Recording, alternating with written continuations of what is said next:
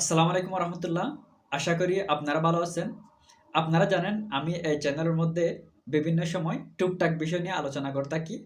Thankfully আপনারা বিষয়গুলো দেখেনও এবং আপনারা অনেকে রিয়েক্টও করেন। অনেকে বলেন যে বিষয়টা হেল্পফুল ছিল। আসলে সেটা আমার খুবই আনন্দ লাগে। আপনাদেরকে সেজন্য অ অনেক ধন্যবাদ।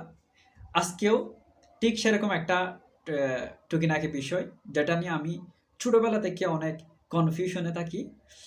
এটা নিয়ে আলোচনা করব।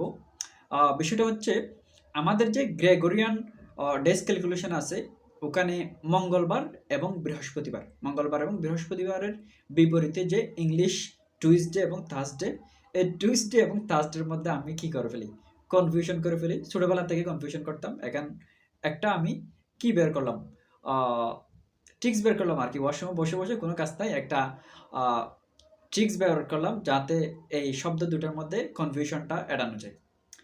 সেটার জন্য আমাদেরকে প্রথমে দুইটা কাপল বা শব্দ জোড়া মনে রাখতে হবে। আপনারা খেয়াল করুন, প্রথম হচ্ছে টুইসডে মঙ্গলবার তুমি, এর বিপরীতে শব্দ জোড়া। তারপর থার্সডে তাবিজ, টুইসডে তুমি, থার্সডে তাবিজ, এই দুইটা হচ্ছে শব্দ জোড়া।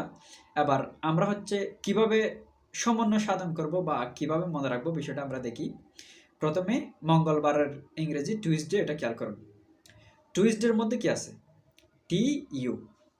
আর তুমির মধ্যে কি আছে? T U. এতটুকু বিষয় মনে রাখবেন। মঙ্গলবারের মধ্যে কি আছে? ম। তুমির মধ্যে কি আছে? ম। তাহলে টুইসডে, তুমি, মঙ্গলবার। টুইসডে দিয়ে আমরা কি মনে রাখবো? তুমি, এবং সেটা হচ্ছে মঙ্গলবার। এটা বুঝতে পারছি। তারপর হচ্ছে থার্সডে। থার্সডে দিয়ে বলতেছি তাবিজ। থার্সডের মধ্যে শুরুতে কি আছে? তকাত্তা। তাবিজের মধ্যে শুরুতে কি আছে? তকাত্তা। তারপর বৃহস্পতিবার মধ্যে কি আছে? ব। তাবিজের মধ্যে দ্বিতীয় অক্ষর কি? ব। তাহলে থার্সডে তাবিজ, থার্সডে দিয়ে বৃহস্পতিবার।